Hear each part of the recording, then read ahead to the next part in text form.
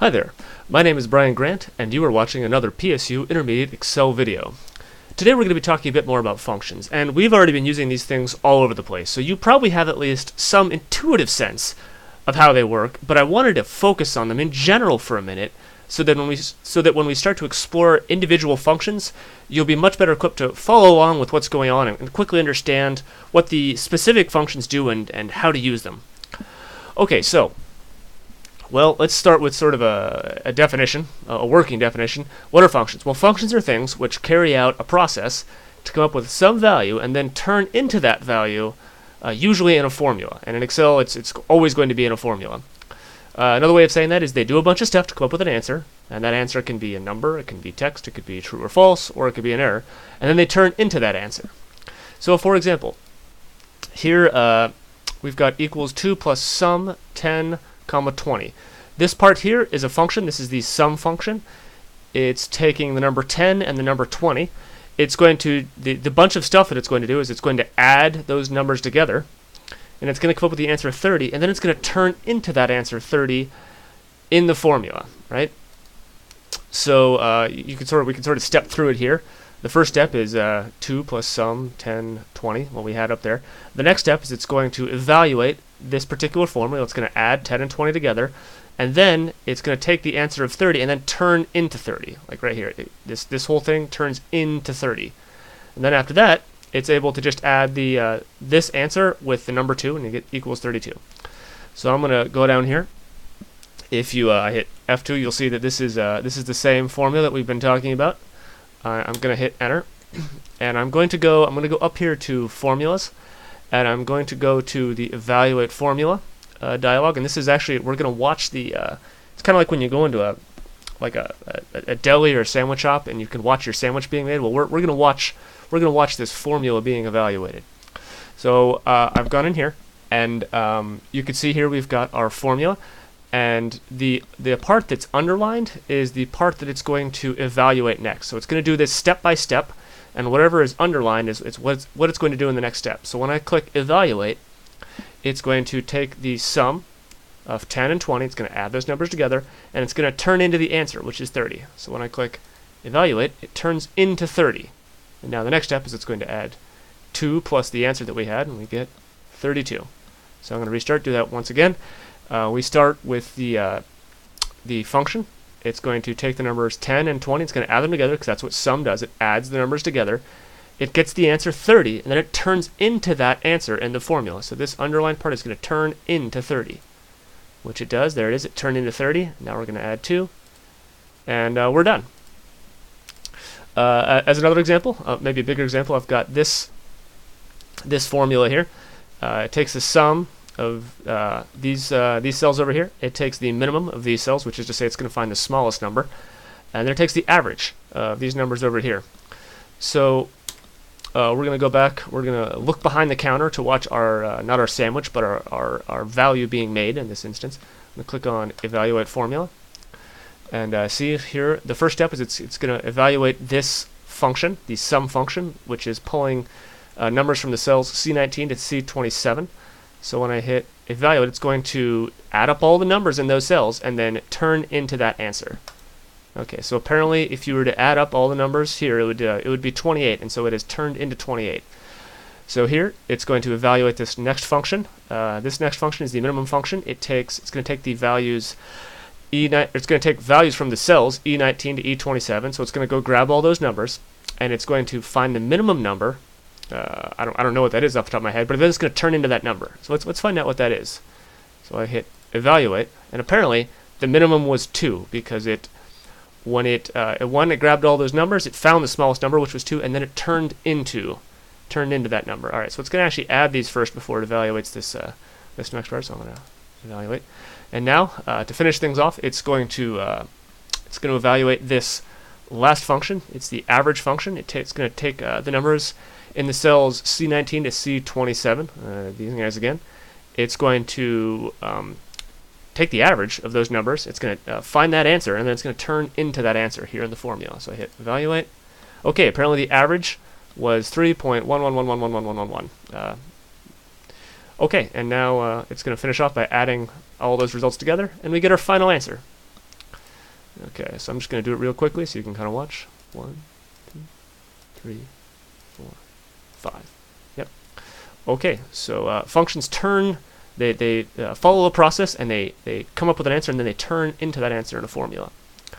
So functions look like this. They have a function name, which in Excel formulas you can actually get away with typing it in lowercase, but really you're supposed to do it in uppercase. That's sort of a convention in most other programming languages or other computer places. So usually it's all uppercase, and this first part is the function name. It's just some programmer at some point came up with the name that they wanted to call this function. Usually it describes what it does, and then you've got these parentheses, and in the parentheses you put in the arguments. Now, what is an argument? Well, usually an argument is it's one of two things. Either an argument is sort of a raw material, right?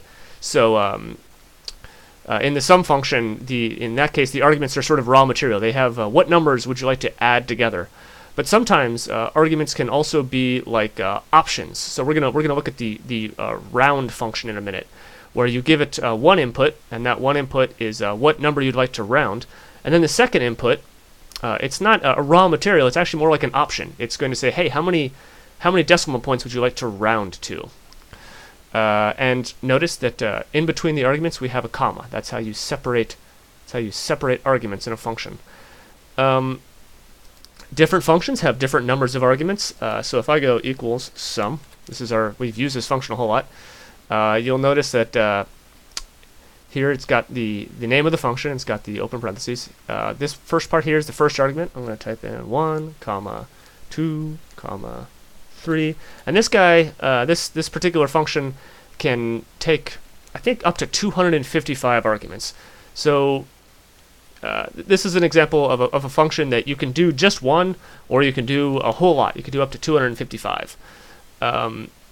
And in this particular function, every argument past the first one is entirely optional. So you'll notice here where it says number 1, notice how there's not square brackets around it, and for number 2 and number 3 there are square brackets. So here in your little tooltip, it's going to tell you which arguments are optional, and any one that has square brackets around it is optional. That means you don't need to put it in. Because sum, if you think about it, well, it's going to add up a bunch of numbers. You have to give it at least one number to add up. But you can, if you want to, you could put more numbers in. So I hit enter, and that works just fine. Okay. Some functions, such as sum or average, they don't really care what order you put them in. So sum, I'm going to highlight this. Control C, escape. So sum of 1 and 2 is the same thing as Control V to paste. The sum of 2 and 1. This isn't going to affect things. It doesn't upset the function. It works exactly the same way. So this is an example of a function where the order of the arguments doesn't matter at all. Other functions, such as round, they have a very specific order. So the first argument has a very specific thing that you need to put something specific in there, and the second argument is something else more specific.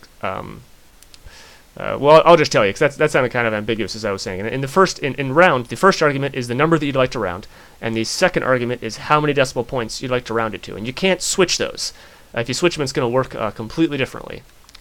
Also, if you go online or in help manuals and places like that, functions are usually referred to in all caps, and they always have the double parentheses at the end of it. So, like if you see this, sum, open parentheses, close parentheses, on the internet somewhere, it's referring to the sum function. Or here, if you've got average in all caps and you've got an open parentheses and a close parentheses, it's referring to the average function. Okay, so let's look at some good examples of functions to help us understand how they're laid out. So here we've got the round function, and this is an example of a function where the arguments have a specific order. So in the round function, this part here, to the left of the parentheses, sort of describes what it does. It's the name of the function. So this is round. It's going to round something. The first argument is the number that you would like to round, and the second argument is how many places you'd like to round it to. So if I double-click, you can see this is the same formula. And when I hit enter, it's rounded this 2.7 413 to 2 decimal points, 2 decimal places. And if I change it to, say, 3, well, now it's going to round it to 3 decimal points. And if I double click and I change it to 1, I get 1 decimal point.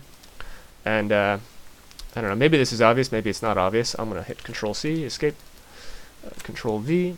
If I switch these things, I'm going to do this. I'm going to delete 1 comma this. If I switch the order of the arguments, this isn't going to work. This is going to, see here it's got round, and it's got number, and then number of digits. Well, now I've said I want to round the number 1, and how many digits would you like to round it to? 2.7413. Well, that's either going to work not correctly or it's going to give you an error. Let's see.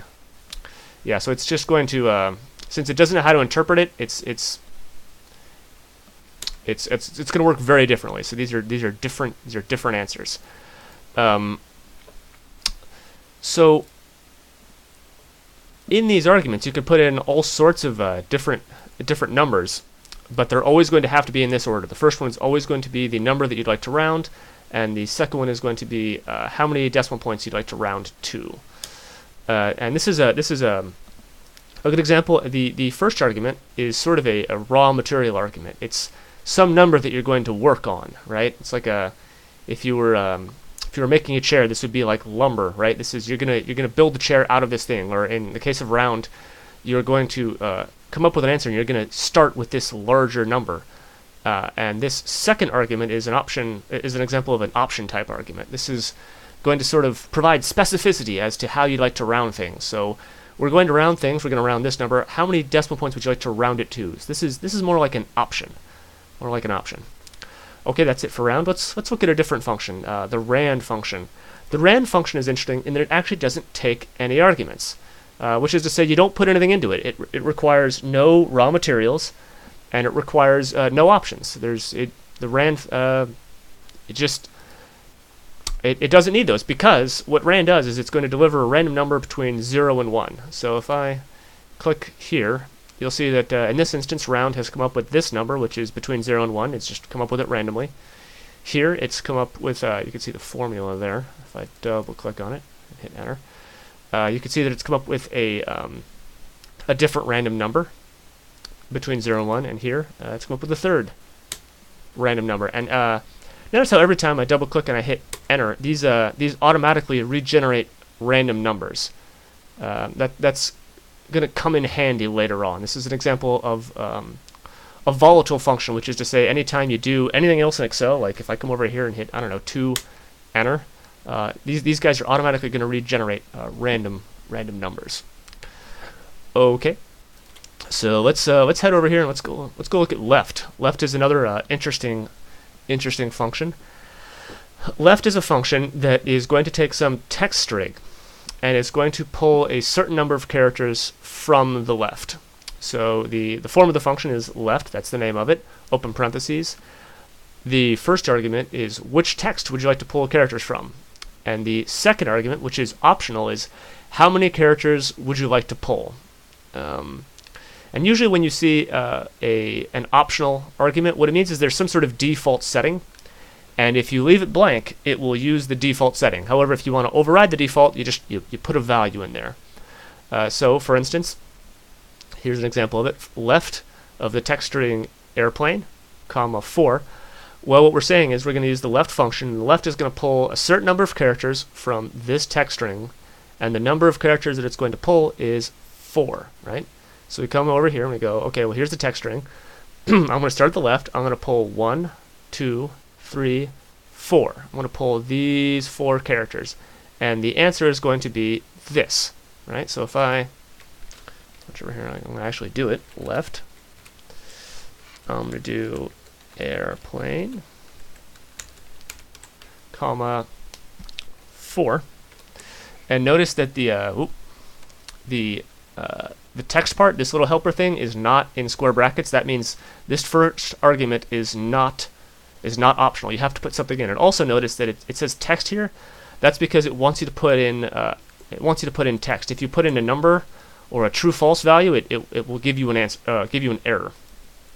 Okay, so we've got left airplane 4, and when I hit enter, it's gone ahead and give us this answer. So it started at the left side of the text string, and it's going to pull the first character, the second character, the third character, and the fourth character. If I change this to say 5, it's going to pull an additional character, and it's going to also pull the L. And if I change this to 2, it's just going to pull the first 2 characters. Okay, that's pretty easy. Now, so we've got that optional argument. What happens if we don't put anything in that optional argument? Well, it's going to use the default, and in the case of the left function, the default is 1. So if I'm going to come down here, I'm going to do equals left. I'm going to hit tab to autocomplete that. Space, airplane. And the number of characters, well, I'm just going to leave it blank. I could put a comma in there, but I don't have to. I could type it in like this, and this is saying, hey, I don't have an opinion about the optional argument, just use the default. Or I can just not have a comma at all, and I'll just automatically use the default setting. Okay, and when I hit enter, it's automatically going to pull 1 character from the left of the text string. That is the default. It will be the same behavior as if I do 1, right? They're identical. So a lot of times these functions have default settings, and those default settings will work just fine. But if you want to override them, you will look for arguments that have these square brackets around them, and you will put in your new option, how you would like the function to behave differently. Okay, well, that's actually it for now on functions. Soon we're going to be looking at a bunch of different common functions in depth, and all this prep work is really going to pay off. If things are maybe they're not completely 100% clear in your head, I would say just hold on. Go ahead and watch the videos on individual functions, and you'll find that maybe when you come back after watching those videos, that just watching them in action a whole bunch is going to really clear things up. And you'll be able to come back and watch this video, and anything that maybe seemed not quite 100% in your head, you'll be surprised at how much you understand later on. All right, well, once again, thank you for watching. Do stay tuned, and I will see you next video.